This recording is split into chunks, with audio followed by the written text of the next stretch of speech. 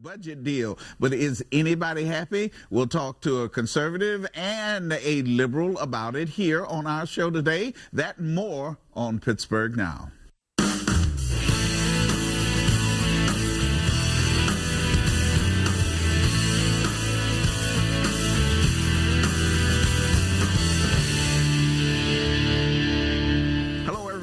Budget battle is over for now and maybe for the next 2 years in Washington, D.C., as lawmakers have finally reached an agreement. Did anyone get everything that they want? I think budget agreement now with two people. We have Mike Dawida here, who is a professor of political science at California University and a former Pennsylvania lawmaker. Lenny McAllister joins us. He is a Republican strategist and a best-selling author. Welcome to both of you. Glad to have you here. Thanks for having us, Chris. Lenny, the Republicans are unhappy with some of the spending in here, but have they finally come to some negotiated deal that nobody gets everything that they want? And isn't that the way it should be in Washington, D.C.? This is yet another chapter of the establishment versus the Tea Party, because right now what we're seeing is that the establishment is going to the whole caucus within the House and saying, listen, I know there are some of you that are in safe districts that want to see further cuts or see the Republican caucus. Yes, exactly, and see it at the sequester levels. However, this is a step in the right direction. This is something that the Tea Party caucus did not learn over the last several years. You win a little bit at a time. If you're trying to scale back the spending, if you're trying to get the deficit down, if you're trying to get people back to work, it's a process. It's not something you can do in one huge step. And every time they tried that, it didn't work. Did we see from Mr. Boehner and everybody else who seems to be unhappy about it because they're not safe in their own districts, perhaps? No, I think what you saw from Boehner in 2011 and 2012 was a little bit of capitulating to the presidential election. We now have President Obama in there for this second term. He's going to be safe in his district. He probably will be safe in his speakership. Now they have to govern, because if we're going to get America back on track and if we're going to have any type of election traction in 2014, we have to start making more sense for more Americans as Republicans. Going to have to govern. Mike Dawida, that sounds like a sweet word. You think that can happen in politics? Well, it does happen in politics. Normally, in the American democracy, the hallmark has always been that we argue like cats and dogs and then finally come to some agreement that we're not all completely for. The Democrats don't like the fact that there's a hit on unemployment. They don't like the fact that and this is a very arcane issue, but very important, and that is people who are going to be hired by the federal government in the future are going to have to pay more for their retirement. Now, the average American would say, hey, they should. I do it in my job. You probably have to put money away in yours that you don't even realize. They've had a good retirement. They still have a good retirement, but it's not going to be quite as good because they're going to have to pay a little bit more for it. I had this experience when I was county commissioner. We had to basically ask people for more money initially to put into retirements to make that retirement system solvent. That is critical. And it's a hard pill to swallow, but it's got to be swallowed. So the Democrats aren't completely happy either, but they learned how to govern today. Mr. McAllister, everybody's talking about learning how to govern, but I wonder, it took so long to reach this agreement. They were fighting like cats and dogs. People were hurt during the sequester. Yes, they were. At the same time, is the government shutting down again? I'd rather these politicians in Washington finally get it. Now, the question will be, as we go into 2014, how many actually get it moving forward? Because we're still not talking about people getting back to work. It's unfortunate that, for example, the unemployment benefits, and I'm probably one of the rare Republicans that are saying this, but while people are struggling, this is something that should have been addressed, particularly before Christmas. We'll see if there's any type of legislation that comes through today before they end up going on recess for the holidays. I doubt it. These are types of things that we have to continue to focus on. It's better late than never, because we are still at a point in time where we can turn this around. We actually saw some good job numbers on Friday. We need to see those type of numbers where people are coming back into the workforce and jobs are at over 200,000 created for a month. If we can continue to get that type of momentum and some common sense governing from both sides of the aisle, we can finally get Americans through the recession, not just Wall Street. Let me ask you this. You seem to take a common sense approach to this, but many Republicans who are not in those safe districts and might be primaried, as they like to say, are pretty afraid to take a moderate approach.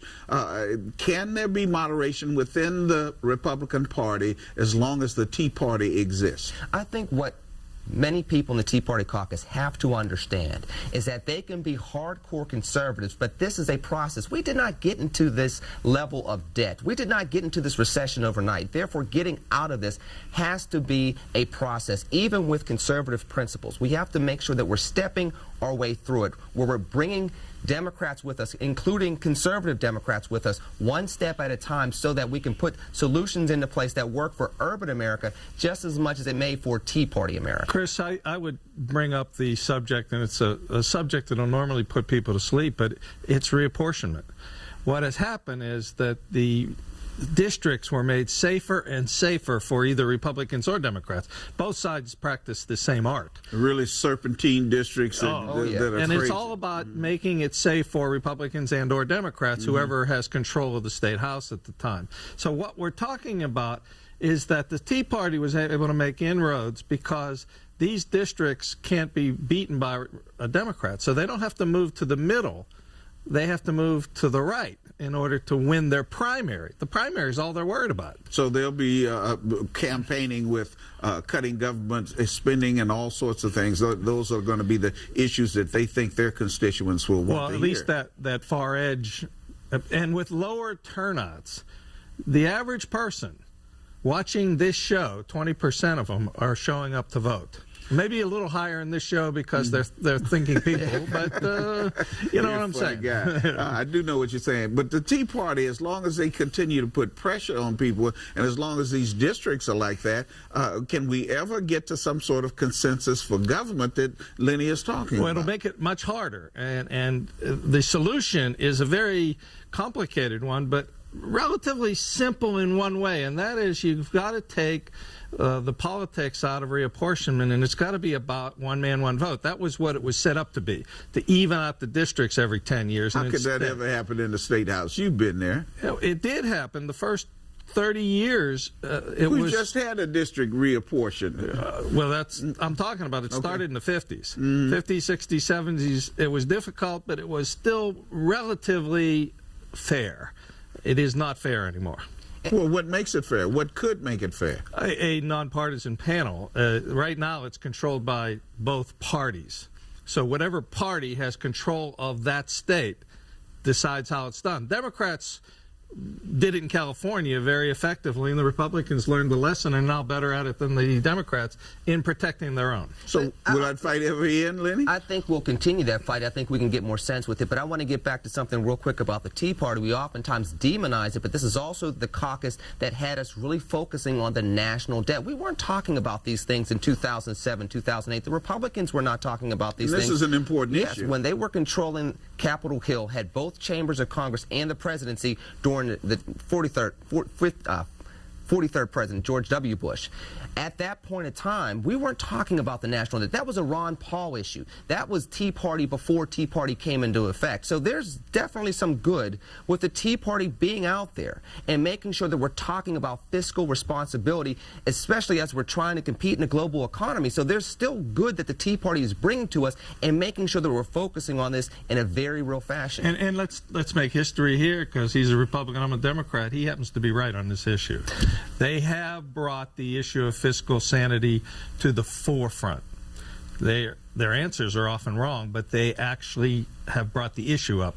My party's weakness is we want to solve every problem, and we'll throw money at it to do so, and sometimes that's not the right approach. Well, we want to solve every problem too, Mr. Dawida. We just don't want to solve it through government spending. I don't think you do, but that's a whole nother show. We'd have to be talking about what I think your party really does and why you shouldn't be a member of it, but that's a whole nother thing. The recruitment effort here on Pittsburgh Now. I don't think he'll be successful, but I'd like to ask you about your party and the presidency, as the president's poll numbers seem to sink to record low levels. Is this because of the economy and jobs, even though we're getting a fairly good jobs report? Is it because of Obamacare and the low sign-up there? What is it? It is totally about the Obamacare snafu.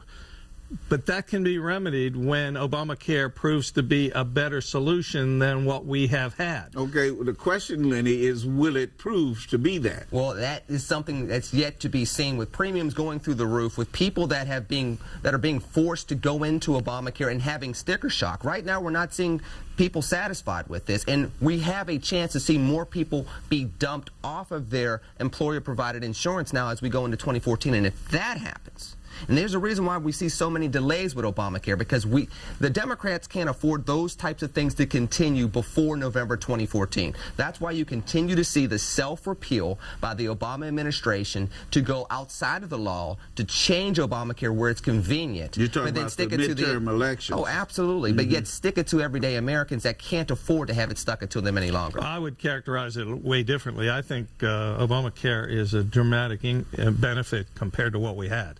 You got to understand, what we had was bad.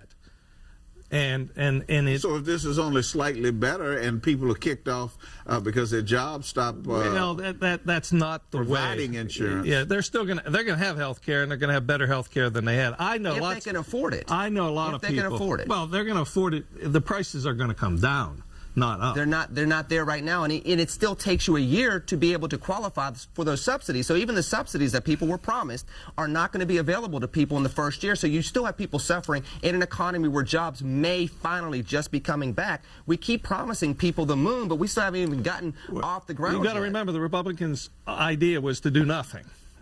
No, that's not true. We actually have policies. This is your idea. We have policies that included insurance portability and that insurance tort reform and other things that we wanted to do. And as a matter of fact, President Obama in 2009 tried to push the Democrats to buy into this. But the hardcore left are the folks that said, Mr. Obama, we will take care of this, and they brokered with themselves to get what we now call the monstrosity of Obamacare. Well, all right.